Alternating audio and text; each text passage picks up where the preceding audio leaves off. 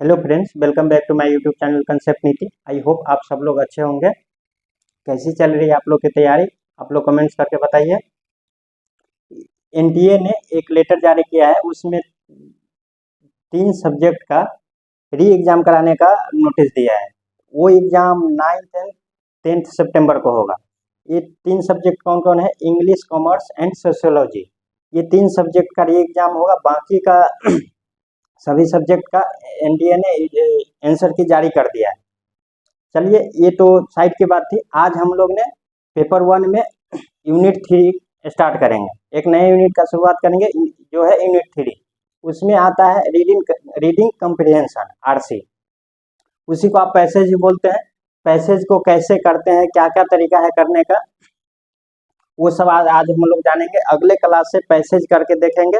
आप लोग को ये डर रहता है कि सर सभी जगह यूट्यूब पे या बैचेज में पैसेज इंग्लिश हिंदी दोनों में कराई जाती है। सर लोग लेके आते हैं पीपीटी इंग्लिश हिंदी दोनों में, बट कराते इंग्लिश में, तो हम हिंदी वाले पीछे रह जाते, कर नहीं पाते हैं।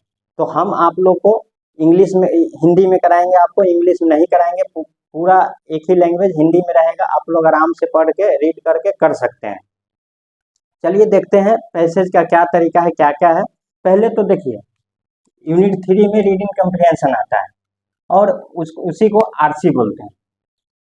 आरसी आपको 2 टाइप का आता है। एक आता है लॉन्ग टाइप, एक आता है short type.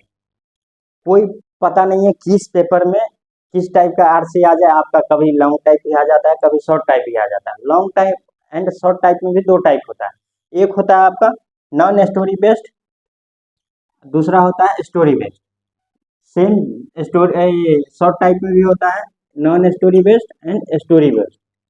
Non story based में कैसा क्वेश्चन आता है आपका, जैसे पॉल्यूशन पे आ गया, करेंट अफेयर्स आ गया, इसी तरह का क्वेश्चन आता है। स्टोरी बेस्ड में क्या होता है, आपको स्टोरी दे दिया तो उसमें थोड़ा समझ बनाने की जरूरत है। लेकिन जो नॉन स्टोरी बेस्ड आता है उसको आप रीड करते जाइए, क्वेश्चन का आंसर करते जाइए। देखिए, हम लोग स्टेप फॉलो करेंगे कि कैसे कैसे क्वेश्चन करना है, क्या पहले करना है, क्या नहीं करना है। उससे पहले देखते हैं आपको कितने टाइप से क्वेश्चन आ सकते हैं। क्वेश्चन आता है एक टाइटल बेस्ड, दूसरा स्टेटमेंट बेस्ड और तीसरा इंट्रोगेटिव। जैसे इंट्रोगेटिव का मतलब है डायरेक्ट आपसे क्वेश्चन पूछ दिया, और ये आसान भी होता है क्वेश्चन करने में। स्टेटमेंट बेस्ड हुआ जो आपको 2 स्टेटमेंट दे दिया, उसमें आपसे पैसेज में भी ऐसा क्वेश्चन आता है स्टेटमेंट बेस्ड। 2 स्टेटमेंट दे दिया, आपको ऑप्शन में देगा स्टेटमेंट 1 सही है या 2 सही या दोनों सही या दोनों में से कोई सही नहीं, उस टाइप का क्वेश्चन आता है। तीसरा आता है आपका टाइटल बेस्ड। टाइटल बेस्ड कैसा क्वेश्चन होता है, जब तक आप पूरा कंप्रिहेंशन नहीं पढ़ेंगे, जब तक टाइटल का पता नहीं चलेगा, तो आप क्या कर सकते हैं, कौन क्वेश्चन पहले कर सकते हैं। देखिए, पहले ये इंट्रोगेटिव वाला आसान क्वेश्चन कर सकते हैं, जो कि आप पहले लाइन से शुरू कर सकते हैं। दूसरा होता है, मतलब ये दोनों साथ लेके चल सकते हैं। टाइटल बेस्ड जो क्वेश्चन होता है, इसको आप लास्ट में, जब तक कि आपका पैसेज क्वेश्चन करते करते खत्म ना हो जाए, पूरा पैसेज आप पढ़ न ले, जब तक आप टाइटल बेस्ड का क्वेश्चन नहीं कर सकते और नहीं करना भी है। क्योंकि आपको टाइटल बेस्ड क्वेश्चन पहला क्वेश्चन भी पूछ सकता है, तो आप उसको छोड़ दीजिए, पहले दूसरा क्वेश्चन कीजिए। ये 3 टाइप से क्वेश्चन आता है, उसमें आपको टाइटल बेस्ड वाला बाद में करना है। इस दोनों को पैरेलल लेके चलना है। सबसे आसान ये होता है। इसमें 2 स्टेटमेंट या 2 से ज्यादा भी दे सकता है और पूछेगा कि कौन सही है कौन गलत है, पैसेज के हिसाब से। आते हम लोग कौन स्टेप, क्या क्या स्टेप है क्वेश्चन करने का। देखिए, आप लोग को लगता है कि पैसेज करने का क्या तरीका है कि पहले पूरा पैसेज पढ़ ले उसके बाद क्वेश्चन करे, ऐसा नहीं है। आप लोग के मन में ये भी आता है कि पैसेज करने से पहले हम लोग को पूरा पठन करना होगा, उसके बाद वो शब्दावली में पकड़ बनानी पड़ेगी, क्योंकि बिना शब्दावली का वो पैसेज सोल्व नहीं होगा। ऐसा नहीं है। देखिए, हम लोग वो रीडिंग कम्प्रिहेंशन का मतलब क्या है, रीडिंग ही शब्द सुन के आता है तो उसको रीड करना है, ज्यादा अंडरस्टैंड नहीं करना है। बस रीड करते हुए क्वेश्चन को सोल्व करना है और क्वेश्चन का आंसर देना है पैसेज के अकॉर्डिंग। हम लोग अपने मन तरफ से धारणा नहीं बना सकते उस स्टोरी में, या कुछ भी जो पैसेज कह रहा है उसी के अकॉर्डिंग हम लोग को क्वेश्चन का आंसर करना है। हम लोग को यही जो दिक्कत है, जो आपके मन में आता है कि हमको शब्द पे पकड़ होना चाहिए, दूसरा कि पैसेज पूरा पढ़ने के बाद क्वेश्चन का आंसर देना चाहिए, ऐसा नहीं है।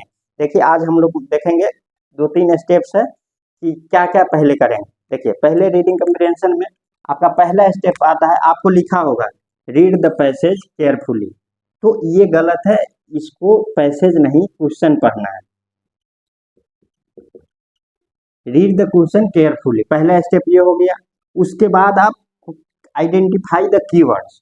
आप क्वेश्चन पढ़ने के बाद 5 क्वेश्चन आते हैं, क्वेश्चन में पांचों क्वेश्चन में आप कीवर्ड ढूंढेंगे, मतलब एक शब्द या 2 शब्द का कीवर्ड आप निकालिए कि क्या पूछना चाह रहा है उसमें, आप वो आपके ऊपर डिपेंड करता है।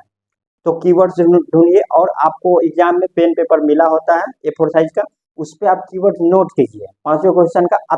उसके बाद क्या कीजिए, कीवर्ड्स नोट कर लिए, उसके बाद आप पैसेज पे आइए, देन लाइन बाय लाइन पढ़िए और लोकेट करते जाइए उस लाइन को जिस लाइन में आपका कीवर्ड मिल रहा है।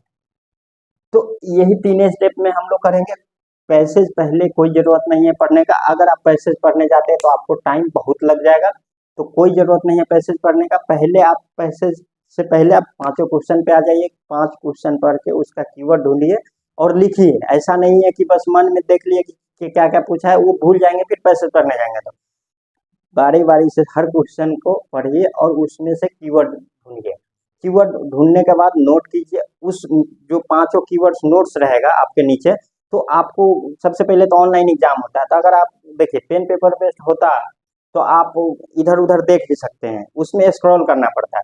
तो आपको नोट्स करने का ये फायदा होगा कि आप अगर नोट कर लेंगे कीवर्ड, तो आपके सामने रहेगा कि क्या क्या क्वेश्चन था। ऐसे आप एक बार पैसेज देखेंगे, एक बार फिर क्वेश्चन देखने जाएंगे, एक बार पैसेज देखने जाएंगे, तो टाइम टेकन हो जाता है।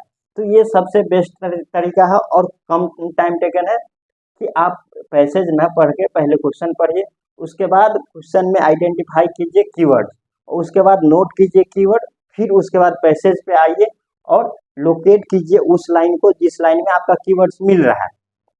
यही है शॉर्ट तरीका पैसेज करने का। और पैसेज में आपका देखिए 5 क्वेश्चन आता है 10 मार्क्स का, एकदम फ्री का नंबर है ये। आप ये हो गया कि जैसे NTA ने बांट रहा है, आपको बस वहां से लेना है।